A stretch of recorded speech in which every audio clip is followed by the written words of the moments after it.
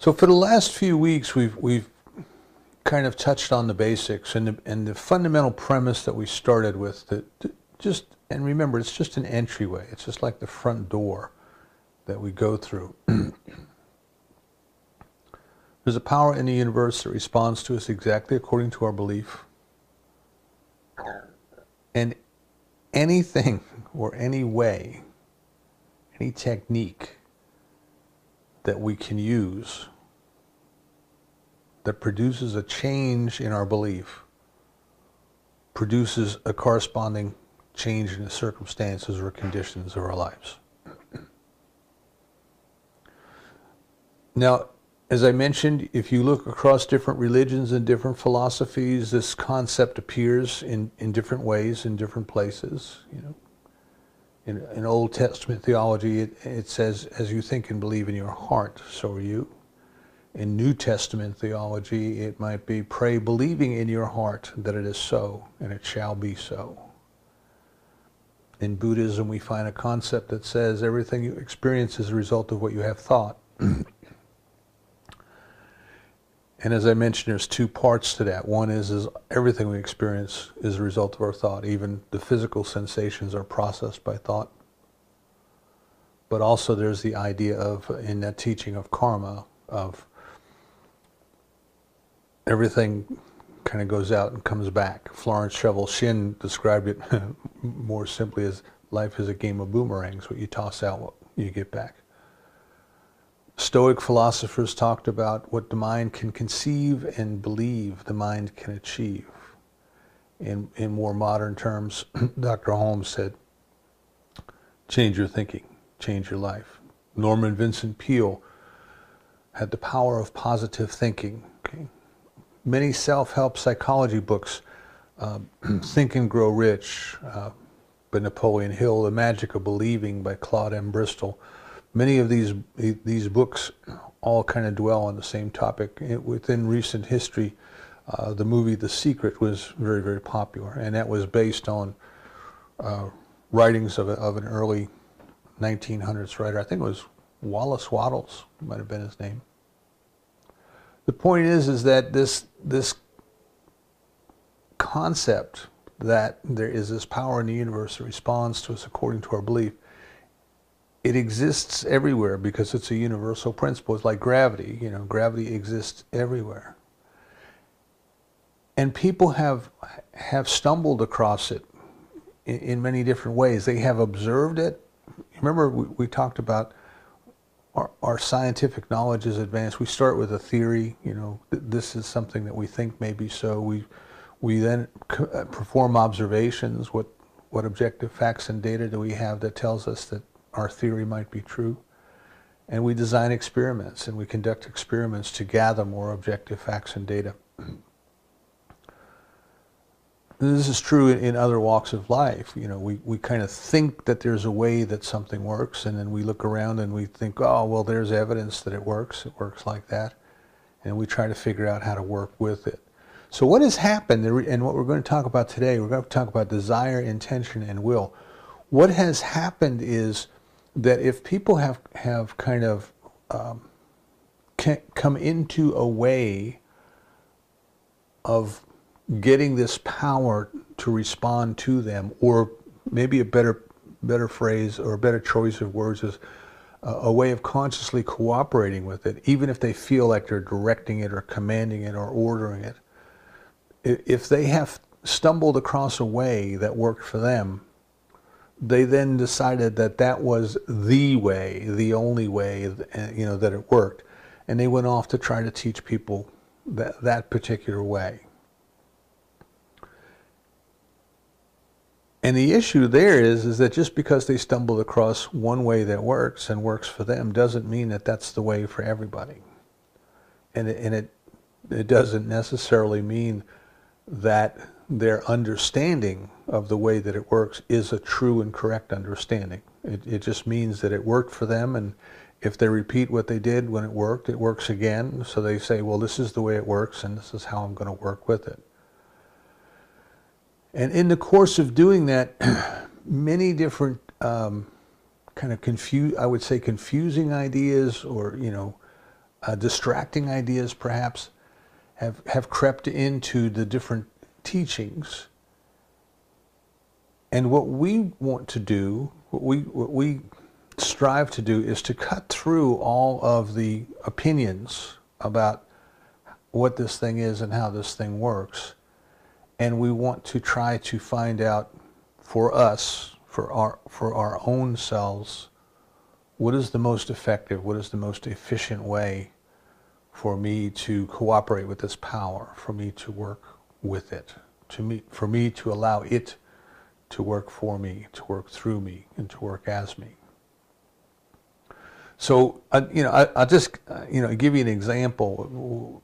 One of the guys I used to work with in Raleigh used to talk about how correlation doesn't equal causation. Just because two things occur at the same time doesn't necessarily mean that one caused the other. It may just mean that they happened at the same time. And he was talking about the sales force that would go out and take credit for all kinds of wonderful things that were going to happen anyway. And they would find a way to get paid for it. He wasn't very happy with them that year. And he said, you can go down to the ocean and you can call the tide to rise. And you can be right twice a day. So if you happen to get there at the right time, you can create this big show and you can call people down and you can say, I'm going to go down to the ocean and I'm going to call the ocean to come up to the shore. And if your timing is right, it'll look like you did that. But you didn't.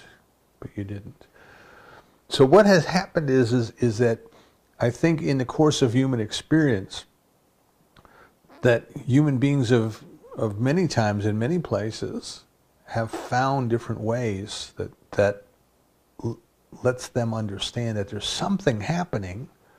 They may not be exactly sure what. And then they have developed all kinds of ideas about rituals, customs, techniques,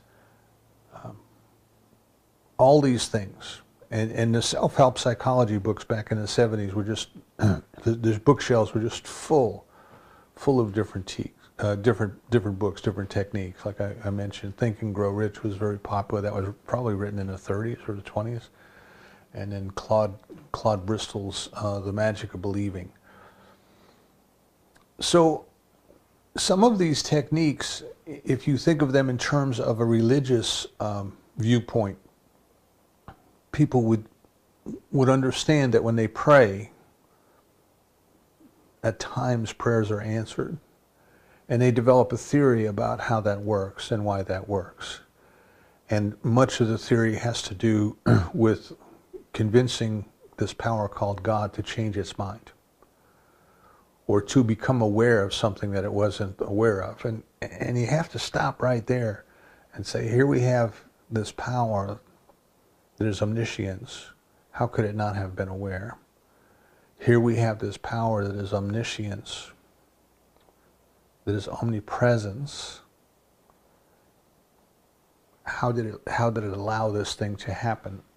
Whatever it is that they're praying to change, So in the case of illness, a family member gets sick, and then they will pray to God to take that sickness away. That even according to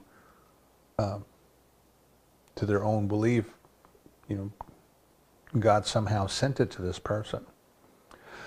So and I'm not criticizing anybody's methods. Everybody's method and everybody's understanding is good for them where they are. What I'm saying is we have to understand that in religious thinking, in religious groups, kind of then this mythology arose that if we can somehow convince God to do this, then our prayers will be answered. And a lot of the behavior then, a lot of the idea, of course, in the first level of human consciousness, everything is about behavior. So a lot of the idea then was that people had to change their behavior in order to convince God that they were worthy, or to get God to pay attention to them. In some traditions, if the priest had a blemish anywhere on his body, he was not worthy to go into the temple or into the inner sanctum of the temple. There was this idea that somehow the human flesh, the corrupted human flesh, prevented the person from entering the presence of God. So then a lot of behavior became designed to making the body worthy, making the externals worthy.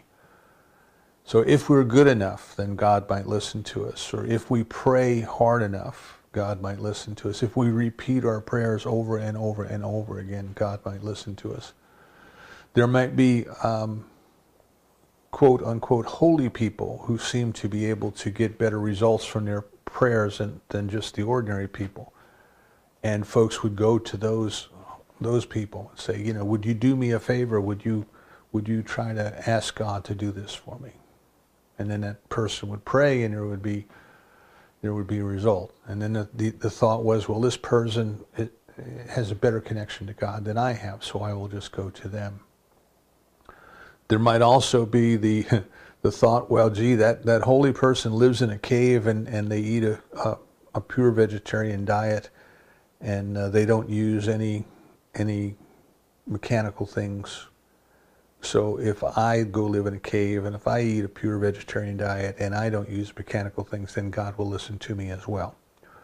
And so these kind of different philosophies, if you want to call them that, these different philosophies arise, and then people become adherents to those things. Back in the 70s, the magazines used to have little ads in the back for a secret teaching, a mystical teaching, a secret teaching, and you could sign up and take a home study course. And this home study course would teach you the occult secrets of how to work with the powers of the universe. And one of the guys I worked with signed up for it, and was telling us about it, and they had different things to do to demonstrate the power and how it worked. And one thing he was telling me they had to do is they took a glass of water and they took a little circle of cardboard that would fit inside the glass with markings on it so you could tell if it was moving, and then held their hands around this glass, outside the glass without touching it, and learned how by kind of concentrating on the water or concentrating on the cardboard, they could cause it to spin in one direction or another. Now, I never did that. I never did that myself. He said that he did it, and he said that it worked for him. But my point is, there was this concept then that this is secret. There's a secret.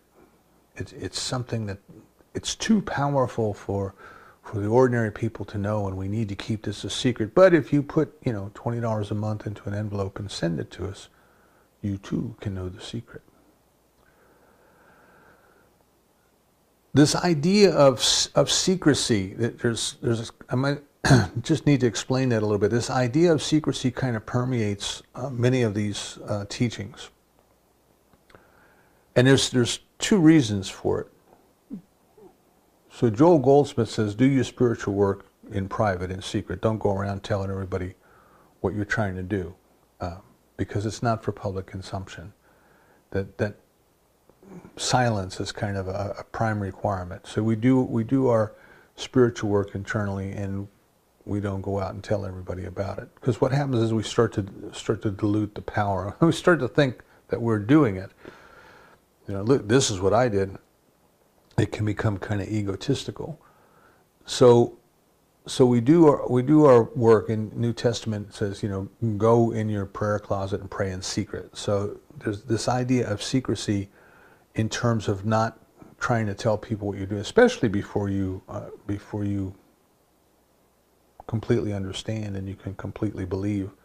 If you go out and tell people, they'll say, well, you're just crazy. You can't do that. And it kind of serves to support disbelief. But the other thing is that people tend to pay attention if they think that they have a bit of information that nobody else has. If you look at what's going on in social media and the internet today, so much of it is well, we know this and nobody else is telling you about it. Nobody else wants you to know about it. but we want you to know about it because we want you to know the truth. And people listen to that. It's like the old TV commercial for the stockbroker where people would start to whisper, well, my broker is so-and-so, and then all of the din around them stopped, and everybody would pay attention. So something that when people are told someone doesn't want you to know this, well, they want to know what that is. It's just a way of, kind of a hook, a way of getting people engaged.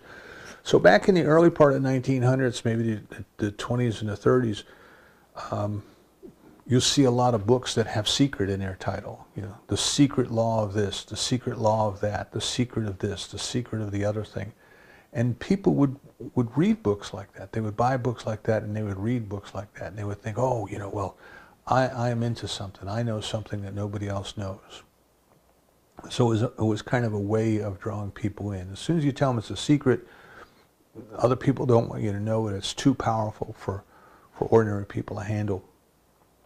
Those sorts of things. Then they want to know. They immediately want to know. This is why in the Garden of Eden, the story of God telling Adam and Eve, don't you eat that.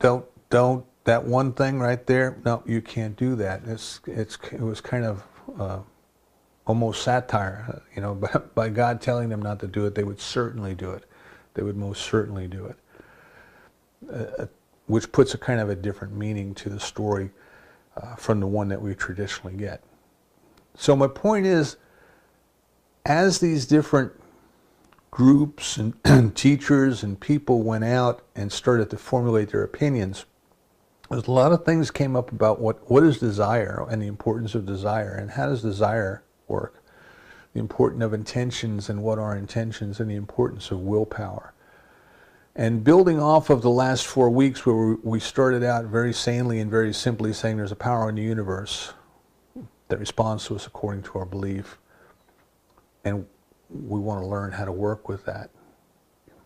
We have to put this idea of desire and will and intention, we have to kind of put them into proper perspective so that we ourselves don't get caught up into believing that we're doing something that is secret and doing something that is, requires a ritual and requires us to go live in a cave and all those kind of things. Dr. Holmes said we should approach this with sanity and with simplicity, without fear, without doubt, without superstition. If we look across all of these different teachings and religions, they'll tell us in one way or shape that if you can find a way to change your belief, then your life changes. We have seen self-hypnosis used as a technique, and used effectively as a technique to help people to change their beliefs. And when their beliefs changed, their circumstances changed. We have seen the use of subliminal tapes. I know some of you are familiar with them. Maybe everybody's familiar with them, but you would get an audio tape, and when you listen to it, you might hear music playing. That's all you would hear. But just below the level of your conscious awareness, there was a voice telling you something, and you would buy these tapes based on whatever outcome you were looking for in your life. If you wanted to lose weight or find love or make more money or feel better about yourself, all the different things that people want when they want self-help psychology books. There was a tape for that. You could buy a tape for that. And there's even, subliminal videos, so you'd be watching a show and it might be a nice country scene, a stream rolling down through the woods, and the leaves kind of filtering the sunlight. But in between, there was little pictures that would flash up very quickly, so quickly that the conscious mind didn't perceive them, but the subconscious mind did. You might remember, and if you don't, you can certainly look it up. But the story as it goes, and I can't tell you for sure that it's true, but I can tell you that the story is widely circulated that back in the days of the drive-in movies, they would put subliminal ads in the films, and for just like a fraction of a frame, this thing would flash up and it would say, eat more popcorn or drink more soda or something like that. And supposedly the sales at the concession stand increased when they did this, So Again, I can't tell you for sure it was true, but that's the idea that people were using. So all of these different techniques, and one group, one camp, if you will, one of the techniques that they advocate is desire. You have to whip your desire up into a white hot flame. You have to create your desire. You have to create this passion. You have to be completely consumed by your desire. And when you can take the thing that you can desire and you can develop this want for it. You can develop this feeling of, I gotta have that. When you can just kind of put yourself into a frenzy. Well, then whooping your desire up that high, that somehow causes it to happen. Now, there's no doubt that desire is a starting point, right? Napoleon Hill says desire is the starting point of all achievement. There's no desire that we have to start. There's no doubt that we have to start with desire. But I think we need to understand how desire works. It's not some kind of a magical energy that that makes things happen for us. If by telling ourselves that I whip my desire up into a frenzy and then whatever I want is going to come to me, if I truly believe that, since it is done according to my belief, since there's a power that responds to my belief, then using that technique will produce results. But it may not be necessary, see? It may not be necessary. In fact, it may hinder our growth because we're kind of believing in some sort of a magical power to us. So, you'll see people doing things to try to create desire or awaken desire. Cut out pictures of the things that you want and spend time looking at them. Treasure mapping, you cut out pictures of the things you want, you put them on a piece of poster board, you put them on your refrigerator or in your office or someplace. You'll see them and you spend time looking at that and thinking about how much I want that, what I'm going to do when I get that, and all these things. And these are techniques that are designed to kind of whip that desire up to a frenzy. And what I want to say is, we don't need to do that. We don't need to do that. We need to understand desire, and we need to understand it properly.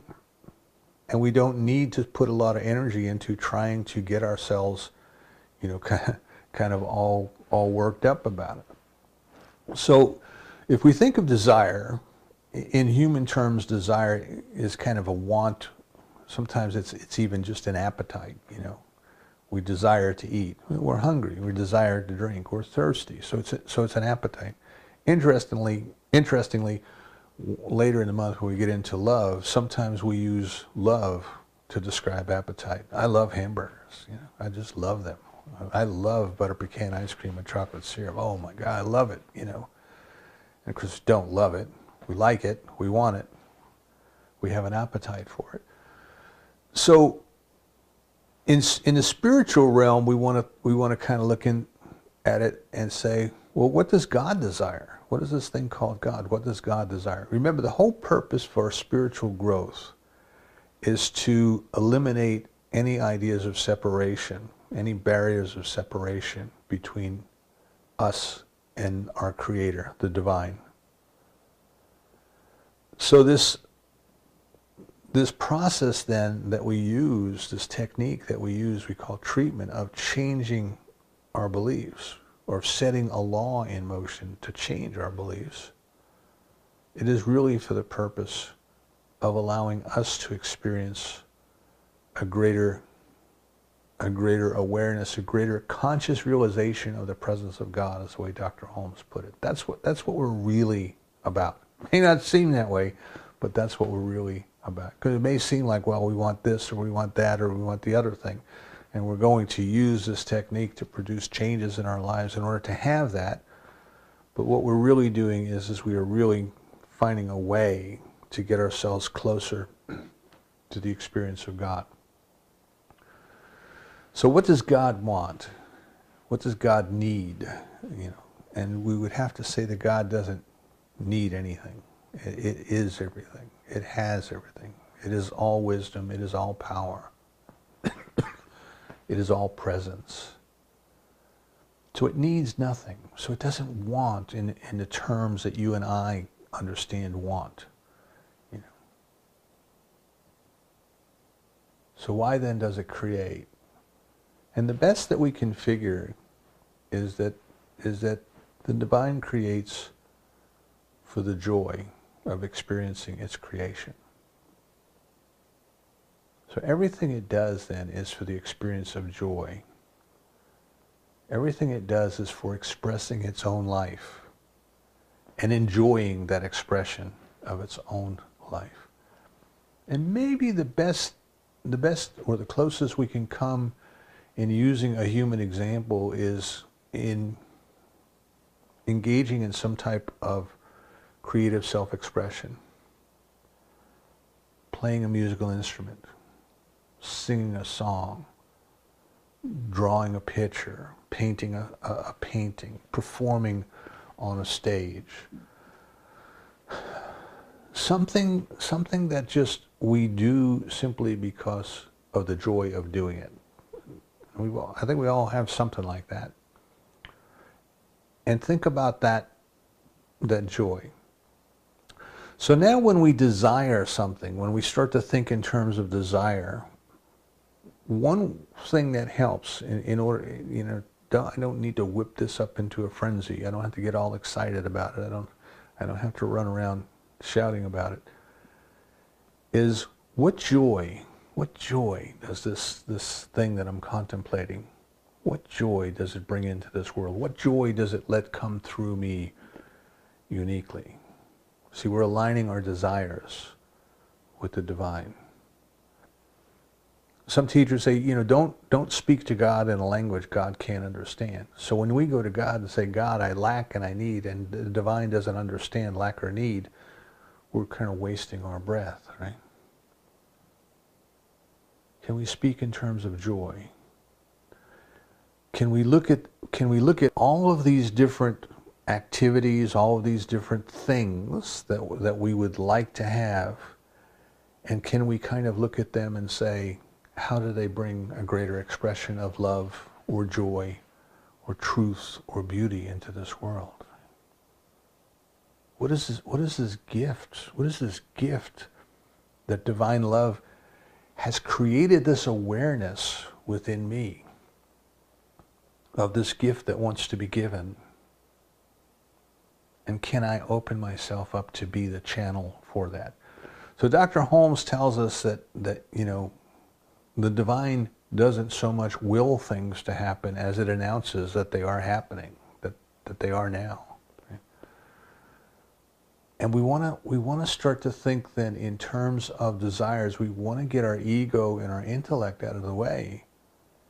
And instead of thinking in terms of, well, I want a red sports car, a convertible, and I want a yacht, and I want a house, and I want, you know, those are all ego needs or ego wants. There's nothing wrong with them in themselves. They're just kind of distractions along the way many times. But we want to think of,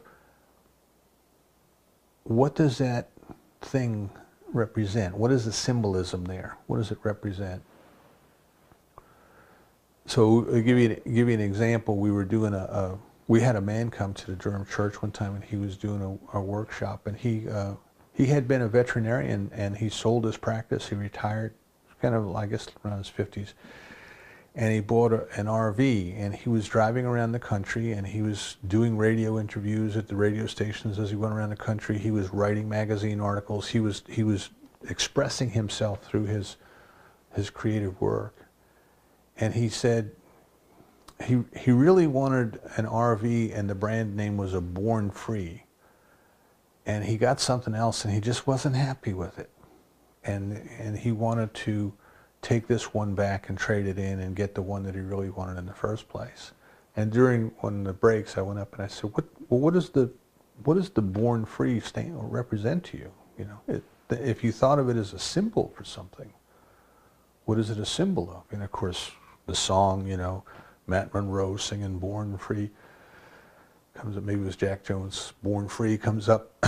And you think of the movie, and the lion comes, and this couple in Africa, and they're living, you know, this totally free life. And that's what it represented to him. It represented perfect freedom, perfect freedom. So it wasn't the thing that he really wanted. It was freedom. And freedom, of course, is an aspect of God. The divine is perfectly free. So I asked him if he could take that and think of the desire as his real desire was to know God more completely as freedom. What would you do with the freedom? How would you express your freedom? And of course, when you ask people questions like that, they always know. I haven't anybody say, well, gee, I don't know, I would be free. Oh, well, I would do this, and I would do this, and I would do this, and I would do this. Well, is that how love is expressing through you? Is that how the divine givingness? Holmes tells us that love is the self-givingness of God. Is that how the divine givingness is giving through you?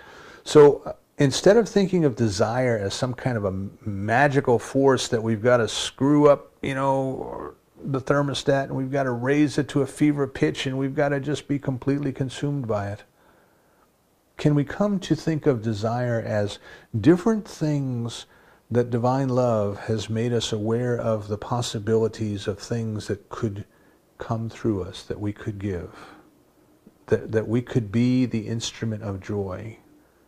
I love the prayer of St. Francis, which, by the way, St. Francis really didn't write, but nevertheless, it's called the Prayer of St. Francis. It's, "O Lord, make me an instrument of your peace. Where there's hatred, let me so love." Can we be an instrument of God's love? Can we be an instrument of God's joy?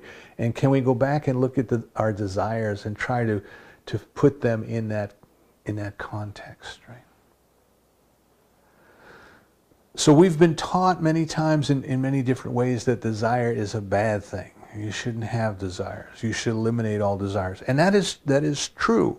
It is true that at some point in our spiritual growth, we will eliminate the desires as we know them, the human concept of desires. But if we try to get there, if we try to run before we've learned how to walk, we'll never get there. And as one teacher told me, the desire to have no desires is still a desire. Right? So what we want to do is put it in the context of, I want to let go of self-serving desires. I want to let go of selfish desires. I want to let go of ego-driven desires. And I want to stop and make sure that everything that I desire is a desire to know God more fully in some way, and a desire to know God more fully by expressing God more fully in that way. As peace, as harmony, as love, as song, as dance, as joy, as loving kindness, as care, Can we love one another? Can we be kind to one another? Can we express it that way?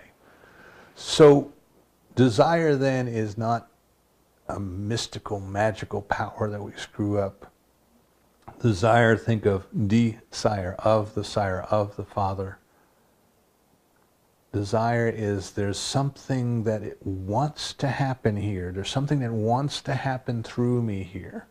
And there are several going on at the same time. And now we have to choose. We have to choose which one or which ones we're going to let come through now. See, sometimes what happens is we want it all, and we want it all right now. And you can have it all, but you can't have it all right now. We're living in an experience of time and space, and things happen in order. Now, the divine experiences everything in the now. And as we grow spiritually, we'll experience more and more in the now. But at this stage of our development, we probably have to choose something to work on. Rather than trying to choose 100 different things and getting nothing done, we'll choose one or two things and get them done. So this is where will comes in. See, so some of the teachings tell us then that not only is it desire, but it's willpower. Somehow we have to scrunch up our eyes, and we have to use our mental force, and we have to project our mental force out there into the universe and make things happen. And like the guy trying to explain to me how he turned the piece of cardboard in a glass of water by using his willpower, and he looked at it and he concentrated and he willed it to turn, and it turned. Now, I don't have any doubt that it turned, but I don't think there was a need to try to force it. I don't think there was a need to try to scrunch up the willpower. Like in one school, you'd scrunch up desire, and in another school, you'd scrunch up your willpower. And you try to use your will to dominate, and you would try to force things to get done. Now, there's no doubt that you can force things to get done by the power of your will. There's no doubt in my mind that people have done that and continue to do that. But as soon as your attention goes someplace else, as soon as your will gets diverted, everything that you force to happen through your willpower, it just stops working. It just stops. I saw this in businesses when I was in businesses, and we had somebody who was in a leadership position who thought leadership was dominating everybody and intimidating everybody and forcing everybody to bend to his will. And it worked as long as he could pay attention. But you know, if something happened and drew his attention away, everything changed. Everything went back, because it took a tremendous amount of effort to maintain that willpower.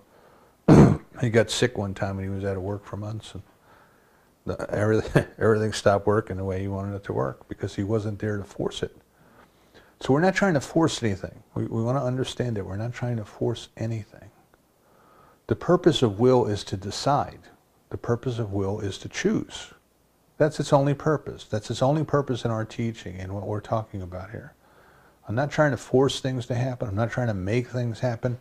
I am aware of these different desires, these different possibilities, these different things that could express through me. I start to examine my desires and say, are they symbols for something else? You know, is that RV, or is that a red Jeep? Is that a symbol for something else? And maybe I don't really want the material thing. I want what the material thing represents to me in my life. And can I see how that aspect of God, that thing, is good, and it brings a greater expression of love? So I get my desires lined up with the spiritual principles of love. I use my willpower to choose, and that's simply it. I just use my willpower to choose. That is the purpose of will, to decide. Will and volition and choice, Dr. Holmes tells us, all mean pretty much the same thing. So the thinking part, the reasoning and rationing, the part that we're conscious of, its purpose is to decide, and it does decide. And then what we have is we have our intention. And what is our intention? But our intention is to cooperate with the power, to cooperate with the law of mind, to produce this change in our consciousness. And everything requires a change in consciousness. So a lot of times in human experience, we're all for change as long as we're not the ones that have to change. We want everybody else to change. We want everything else to change around us. But what our intention is our intention is to cooperate with this law of mind, this power, in order to produce and to allow whatever changes must occur in our consciousness, so that once our beliefs are changed, once in our consciousness that our beliefs are changed, then the law can work through that change of belief and that change of consciousness and produce the outpicturing, the effects in our lives. So I mention that because a lot of times we say, well, I intend to have this, or I intend to do that. And we lose sight of the fact that what we really intend to do is produce a change in our consciousness. That's our intention. My intention is to get up this morning and to cooperate, to consciously cooperate with this power that responds to me according to my belief, and to cooperate with it to produce a change in my own consciousness, in all consciousness, because we're part of all consciousness, so that God's love can flow into this experience to a greater degree through me and as me. I know my desires are good desires, if you want to call them that. They're not selfish. They're not egotistical. They are desires to express more of the divine love. That's what they are. I've chosen which one or two or three I want to work on my own consciousness in order to produce the opening for. That's my intention. And now I do my practice. And now I do my practice. Now, with regards to practice, there are different techniques again that we can use. And which one is the best one? You know, if you're looking for efficiency and effectiveness, what's going to give me the biggest bang for the buck? What is going to produce the biggest change in my consciousness in the shortest amount of time with the least amount of effort? And there's only one way that you're going to know, and that is by trying it. That is through your experimentation. That is by trying it. Now, what I'd like you to be aware of is that what works best for you today in this particular situation may not be what works best for you tomorrow in a different situation. So you need to have, this is why Lori and I put out the little booklet on the tools in your metaphysical toolbox. You need to have kind of like a pitcher in baseball. You know, you just don't want to be throwing the same pitch all the time. You need to mix things up a little bit sometimes. And sometimes different things work better at different times. So just briefly, in the process of treatment, you start out, you know, you think about what it is what's your intention? Your intention is to produce this change in your consciousness, to know God more as freedom. And that shows up in my life as the things that I want to do, right? The things that I want to do when I'm free. Usually it gets down to money. I want enough and plenty, you know. But the reason for the freedom is to express God's love. The reason for the freedom is to express God's joy. I want to express God's joy in this following way. So we start out by thinking that God already is this. God already is free. God already is beauty. God already is peace. And we align ourselves with that, and then we declare that we accept into our lives these circumstances that we recognize as freedom. There's also visualization. Dr. Holmes said a visualization is a visual treatment. So instead of using words, we use the power of our imagination to create the picture. We see ourselves. And he gave the example of, suppose you wanted a beautiful home in the country. That's what you wanted, you know. Now, of course, that beautiful home in the country, that stands for something. You know, it stands for harmony. It stands for peace, perhaps. You know, it stands for serenity. So it stands for certain qualities of God. That's what you want. So what my intention then is to experience God's love as harmony, as peace, as serenity, as beauty, living in this beautiful country home. We know that that's our desire.